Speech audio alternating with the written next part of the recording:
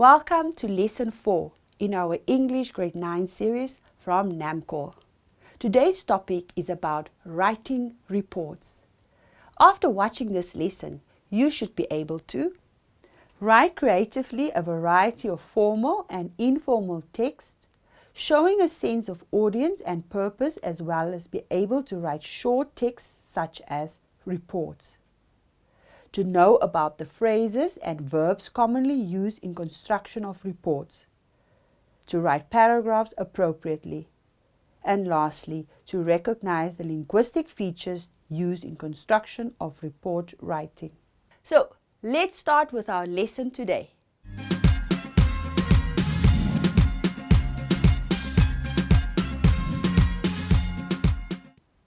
Report: accident, crime, sports, social events, etc.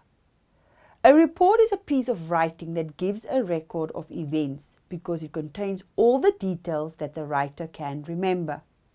A report gives people information about something that has happened, seen, or done. It is written for the benefit of someone who was not there. Therefore, a report can either be investigative or eyewitness. Reports are usually commissioned or requested. The aim of a report is to convey and record information.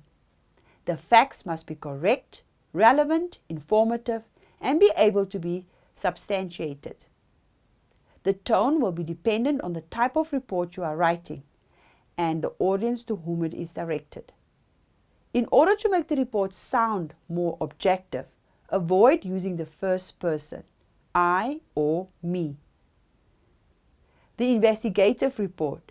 Headings may include person or persons to whom the report is addressed, title of report, terms of reference, the person who requested for it, procedure, findings, conclusion, and recommendations.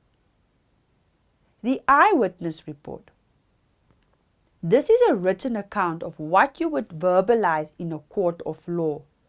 Always include the time, date, and facts of the incident.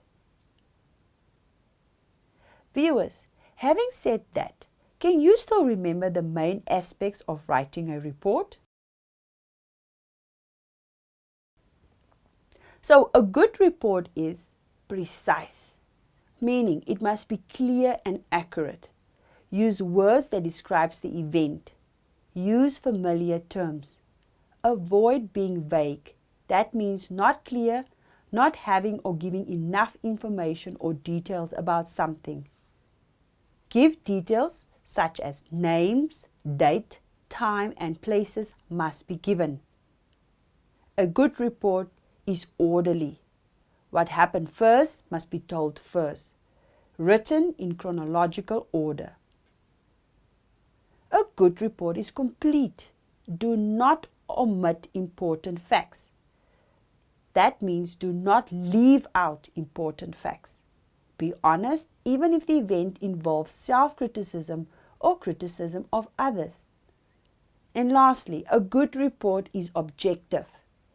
It never contains personal opinion and it should not be influenced by personal feelings or opinions.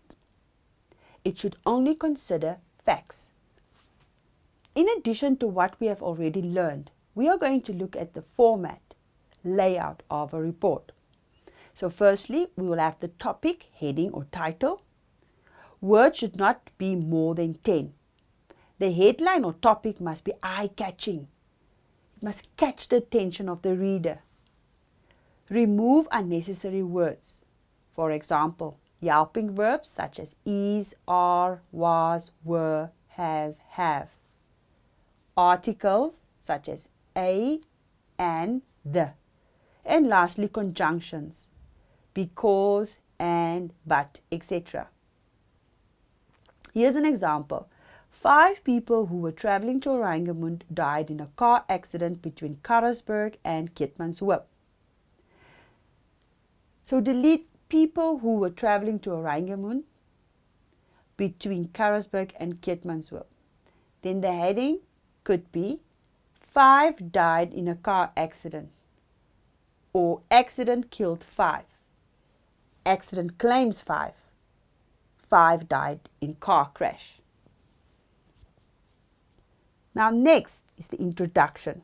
Here you say what, when, where and who. That is, the date, place, time and who was involved should be stated. This can be animals, people or vehicles. The paragraph must catch the reader's attention, arousing curiosity and creating a desire to continue reading. This means that the introduction must leave the readers to think and make them want to read further. Do not give details in the introduction and avoid reaching to conclusion in the introduction. We move on to the body. For the body, you give details of what happened. Course of the event or accident, those involved. The body of the report should expand on the information given in the lead paragraph, which is the introduction, giving facts, reason, and explain in detail or elaborate more on what happened. Quoting comments from interested parties as an eyewitness. And then lastly, the conclusion. This is where you sum up, round up the report by including the opinions of events or facts. Here you give some recommendations, what has to be done, or a suggestion that something is good or suitable for a particular purpose. The byline or the author can be written after the heading or at the bottom, for example, by Swartboy Paulus. Very important, do not use contracted forms, for example, don't, won't, couldn't, etc. Use full words such as do not, would not, could not, etc. Now it's time for an exercise. Based on what we have learned about report writing, use the picture and write an eyewitness report of about 120 words.